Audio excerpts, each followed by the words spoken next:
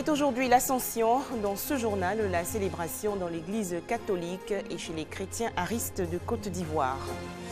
Les sages-femmes également à l'honneur aujourd'hui. C'est la journée mondiale de la sage-femme.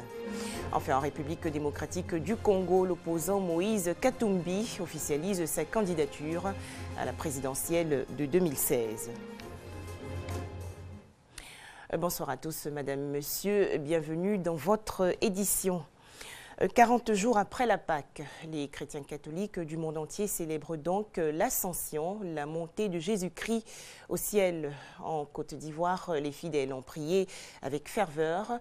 Ceux des communes de Koumassi et de Port-Boué ont été appelés à demeurer dans la foi. C'est un reportage de Doigt de Laser. Les portes de la paroisse Saint-Étienne de Nouveau-Koumassi, ouvertes aux fidèles catholiques ce jeudi 5 mai. Ils sont venus célébrer l'Ascension, la montée du Christ de la terre vers les cieux. Un événement qui marque la fin de la vie terrestre de Jésus-Christ. Jésus qui est au ciel, qui était dans le temps du Dieu invisible, il est devenu visible et il remonte au ciel. Il remonte avec notre corps. Ça fait la joie pour nous et ça crée pour nous une profonde raison d'espérer. Quand il partait, il a soufflé sur les disciples son esprit. Il n'est pas là visiblement, mais il est là. Son œuvre, l'œuvre d'esprit, continue son travail et l'œuvre d'esprit continue en nous. Il nous faut cultiver la sainteté. Du côté de la commune de Port-Boué, à la paroisse Ascension de l'aéroport Félix Houphouët-Boigny, la montée du Christ vers les cieux est célébrée dans la ferveur. Dans son homélie, le curé de cette paroisse a livré un seul message, celui de la culture, de la joie dans le cœur des fidèles. Lorsque Jésus est monté, les disciples ne sont pas restés tristes, ils sont partis dans la joie, annoncer le message de la résurrection.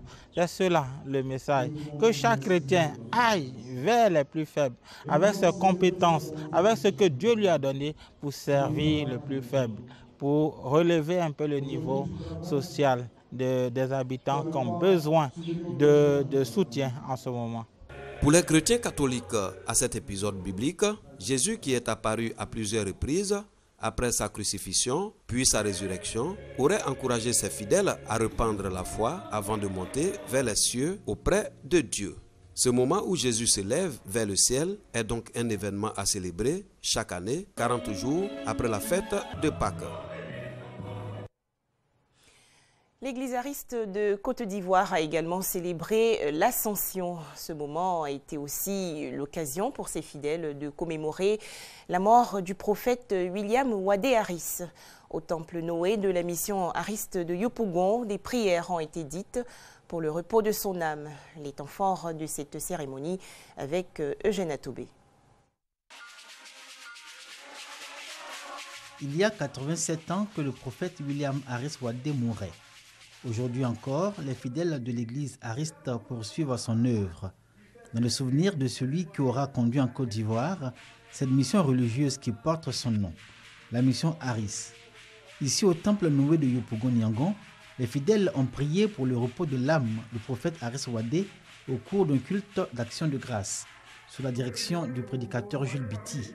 Les fidèles ont médité le passage biblique tiré du livre de Deutéronome en ses chapitres 18 à 20, avec pour enseignement l'acceptation de celui qui est venu au nom du Seigneur laver les hommes de leurs péchés.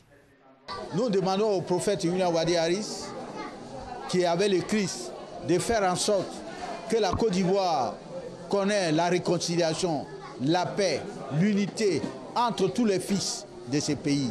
Le prophète William Harris Wadé est né en 1865 au Libéria, dans la région de Harper. Sa mission d'évangélisation en Côte d'Ivoire commence en 1903 et dure jusqu'en 1915. La même année, il est expulsé du pays et meurt le 23 avril 1929.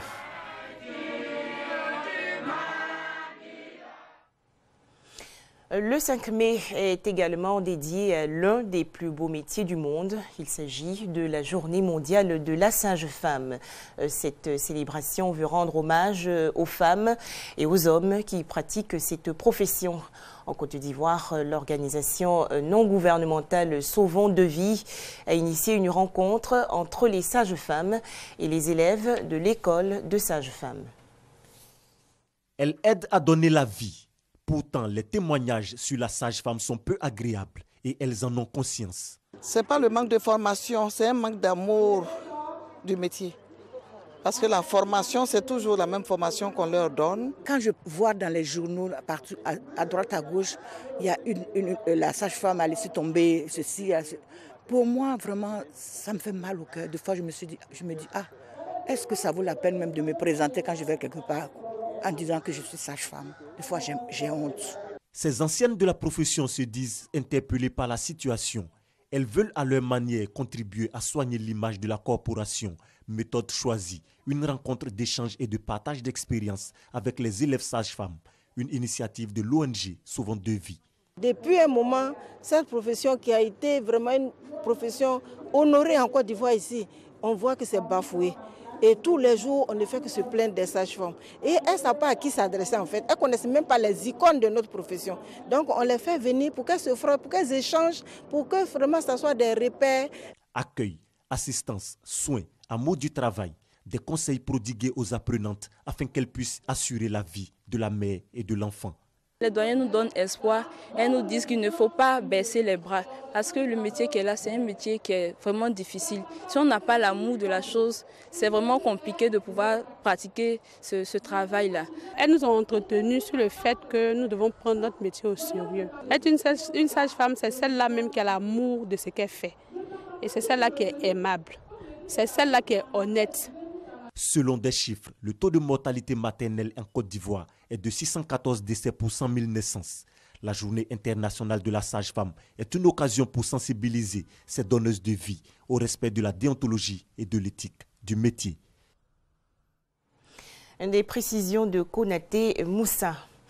Et là encore, il est question de santé. La journée mondiale de l'asthme 2016 sera célébrée demain, vendredi 6 mai, en Côte d'Ivoire. Une journée scientifique est prévue.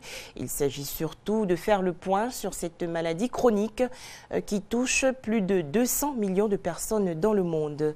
Les explications de Kadi Fadiga Fofana.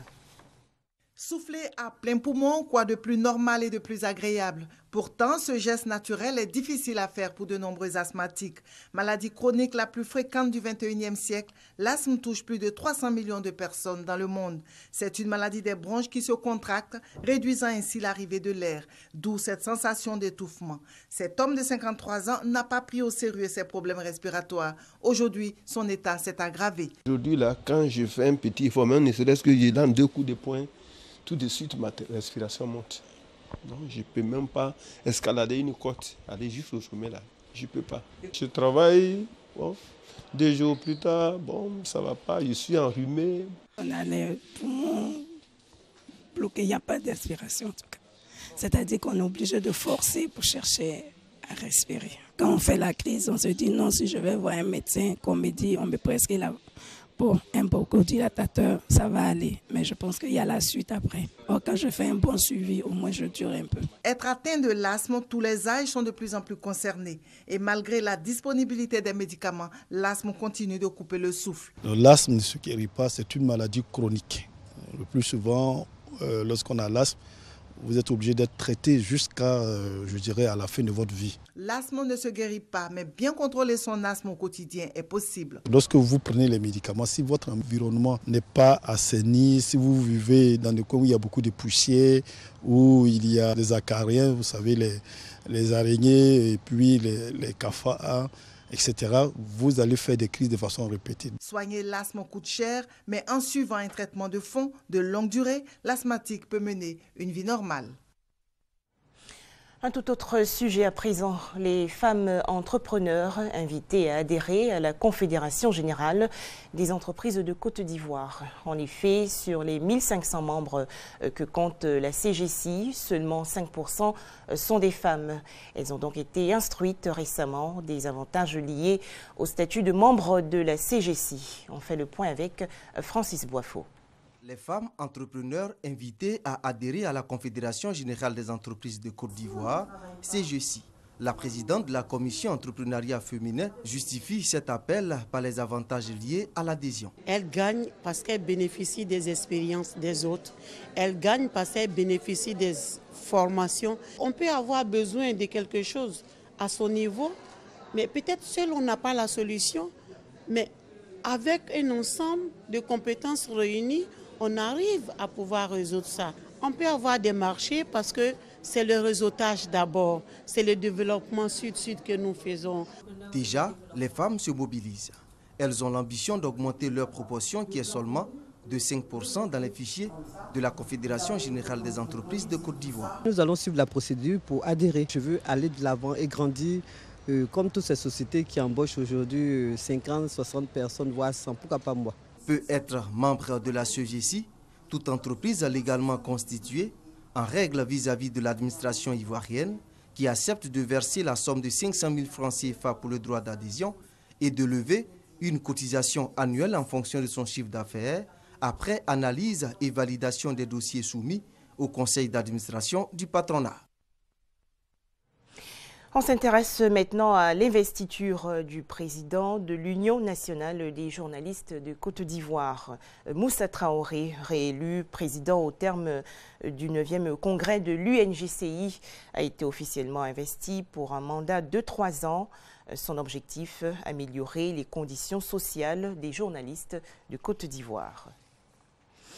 Au chapitre culture, sachez que la dépouille de l'artiste ivoirien Dikel Liadé arrive ce soir à l'aéroport international Félix Houphouët-Boigny de Port-Bouët. Dikel Liadé est décédé à Paris, en France, où il résidait depuis plusieurs années. Culture toujours, la Côte d'Ivoire va accueillir un nouveau concours de beauté. Miss Terroir, c'est son nom, veut promouvoir le patrimoine culturel ivoirien.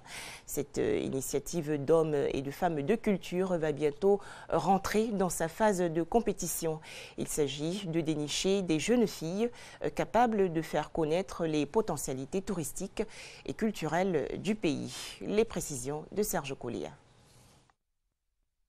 Valoriser l'authenticité et les attributs identitaires des peuples en s'appuyant sur la femme. Ainsi pourrait-on résumer le concours Miss Terroir. Plus qu'un concours de beauté, Miss Terroir se veut une tribune de promotion de la diversité culturelle et ethnique en Côte d'Ivoire. C'est une initiative d'hommes et de femmes dont l'objectif est de valoriser les canons de beauté propres à chaque peuple de Côte d'Ivoire. La Miss Terroir, au-delà de son charme et de sa grâce, doit connaître sa culture car elle en sera l'ambassadrice. Nous appelons toutes les femmes de toutes formes, de toute intelligence à se présenter. Il n'y a pas de critères spécifiques comme certains concours. Ce que nous allons ressortir, c'est plutôt l'authenticité culturelle, la gastronomie et le tourisme. Le commissariat général va sillonner la Côte d'Ivoire pour sélectionner, à l'issue de présélection, les meilleures ambassadrices de la culture ivoirienne, celles alliant charme et intelligence. Le ministère de la Culture et de la Francophonie, à travers le CNAC, le Centre national des arts et de la culture, accompagne cet événement. Pour le docteur Alain Taï, directeur du CNAC et président du comité scientifique, Miss Terroir va permettre de mettre en valeur le patrimoine culturel ivoirien. L'opération Ville morte nullement suivie aujourd'hui au Tchad. Elle avait été lancée par l'opposition pour dénoncer le hold-up électoral du président Idriss Déby Itno, réélu pour un 5e mandat. À N'Djamena et à Moundou, les 2 principales villes du pays, les administrations ont fonctionné normalement et les marchés étaient ouverts. République démocratique du Congo, l'opposant Moïse Katumbi confirme sa candidature à l'élection présidentielle prévue d'ici fin 2016. L'ancien gouverneur de la province du Katanga a fait également savoir qu'il va entamer dans les prochains jours une tournée à travers toute la RDC. Enfin, de violentes manifestations en Afrique du Sud. Au moins 17 écoles y ont été incendiées. Les manifestants dénoncent le redécoupage électoral des municipalités à 3 mois d'un scrutin local. Voilà, c'est la fin de cette édition. Je vous souhaite une excellente fête de l'Ascension sur RTI2. À demain, 19h30.